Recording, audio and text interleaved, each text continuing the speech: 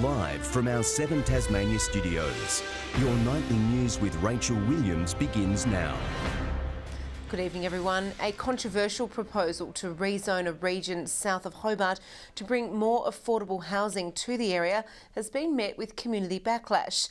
Huntingfield residents claim there's been a lack of public consultation, but the government says land must be freed up to address the housing shortage. This empty field is the site of a rezoning vision proposed by the state government last year. But some residents say they've been left in the dark. The residents just feel like they haven't been properly informed. They don't know what the plan of the area looks like. It's caused a lot of probably emotion and stress on the community. It's estimated out of 200 local homes, only 15 residing on the site's boundary line were notified within a 2-week consultation period last month.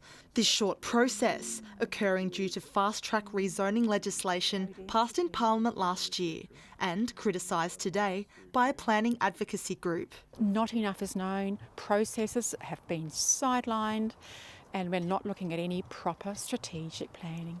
We want the government to go back to the drawing board and get it right, because planning, good planning, is essential for all of us. The Land Supply Act creates a more efficient and fast-track way to rezone government-owned land. It doesn't deal with development applications, which of course will require further consultation. In time, the developer plans to build 400 social, affordable and private dwellings within the 37-hectare space. We can't increase supply in our affordable and social housing unless we have more land available for building these properties. Unless we look at the reasons for the housing crisis, and there are many, many reasons, land supply by itself will not solve that problem, especially when land is released for private developers. Concerns can be raised at a public meeting on Thursday night at the Kingborough Community Hub. Ruby Kamain, 7 Tasmania News.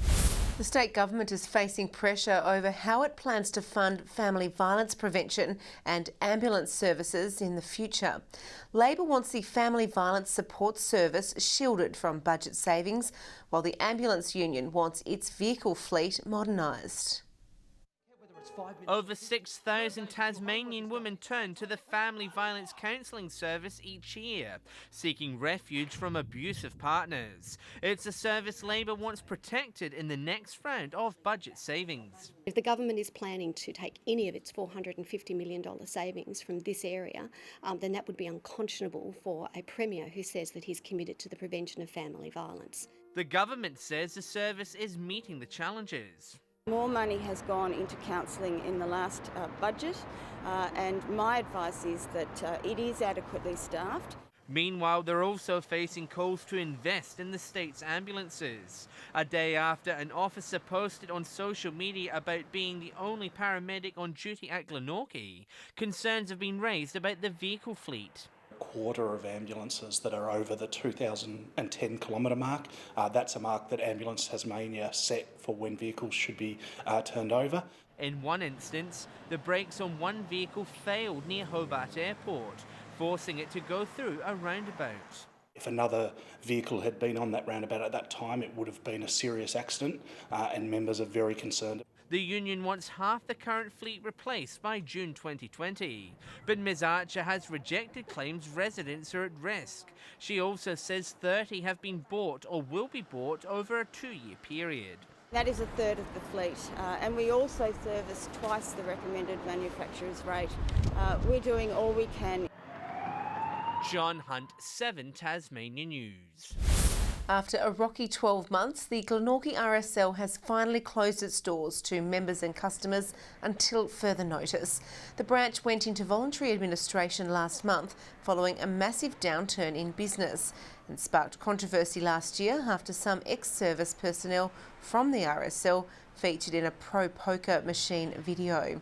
The Glenorchy branch took to social media today to thank patrons. An emotional and confronting new art exhibition has opened in Margate titled Frankie Kicked a Mine the Day That Mankind Kicked the Moon. It features artworks from Vietnam veteran Dave Strummer, commemorating the 50th anniversary of several major battles and honouring the Australian soldiers killed and wounded by minefield incidents. Just looking at those horrible landmines and the victims of it, I feel it. You know, I've seen the impact these things have. The exhibition is on display at Margate's Brookfield Shed. South Launceston are the 2019 NTFA Women's Premiers following a narrow victory over Scottsdale at Invermay Park overnight. Both sides got off to a slow start on the scoreboard, at booting just one goal each in the first quarter. The Bulldogs coming to life in the second to take the narrow lead into the long break, and from there the side never looked troubled, coming away with the 11-point win at the final siren, with competition at best and fairest, Kate Child taking home best on ground honours. Good on them. The Hobart Zebras have put a dampener on Devonport's NPL title hopes, denying the Strikers a win in a thriller at KG5 this afternoon, while the Northwest Thunder managed to salvage some late-season pride in the NBL 1 overnight. With the title race heating up after Olympia snatched top spot on the ladder with yesterday's win over South Hobart, the bad luck looked to be continuing for the boys from Valley Road this afternoon when the Zebras struck just before half-time. Always up for the fight, the Strikers answered back in the 75th minute to square things up. Flicked on, Barnard crunched again, and it's in the back of the net! With the clock winding down, things looked set for a stalemate, but Adam McKeon had other ideas. Zebras, gonna be like drama, it's Sunday McKeown! But things weren't done just yet, as Dan Sison struck again with just seconds left in the match, with the Strikers salvaging a crucial 2-2 draw to keep their title hopes alive and well. Overnight, the Northwest Thunder showed heart in front of the Ulverston faithful, despite falling out of the NBL 1 playoff race, with 29 points from import Nicholas Baynard helping the side along to a hard-fought 8-point win over the Waverley Falcons. While things went from bad to worse for the embattled Launceston Tornadoes at Elfin Stadium, struggling all match against the Falcons women's side before eventually falling short by 22 points. Meantime, King Island runner Stuart McSwain continues to impress on the international stage, running a World Championship and Olympic qualifying time of just over 13 minutes and 5 seconds overnight in the 5-kilometre final at the Diamond League meet in London to finish up in 4th place. And Kate Eckhart has been hindered by a shoulder injury and several penalties at the Under-23 World Canoe Slalom Championships in Poland, with the Hobart paddler qualifying 4th fastest in the semi before placing 6th in the final after incurring a 2-second penalty for a gate touch. Tasmanian Yacht Alive has completed the gruelling 2,500 nautical mile Transpac yacht race from Los Angeles to Hawaii. The Derwent Sailing Squadron yacht are finishing 7th on line honours in a time of 6 days, 15 hours and 30 minutes to place 1st in Division 1. In December, Alive became just the 4th Tasmanian boat in history to claim overall Sydney Hobart honours. And finally in sport, it's been a weekend to remember for the Tasmanians at the Australian Off-Road Championships in New South Wales, with 17-year-old Kyron Bacon cracking into the national top 10 rankings after capping off a dominant weekend of racing by taking out the EJ class. Sprayton's Kobe Conley also doing the state proud, finishing up in 3rd place in the J4 category. Good on them. Good evening. 15 was the state's warmest today in Hobart, Launceston and Devonport, a high of 14, and Burnie 13.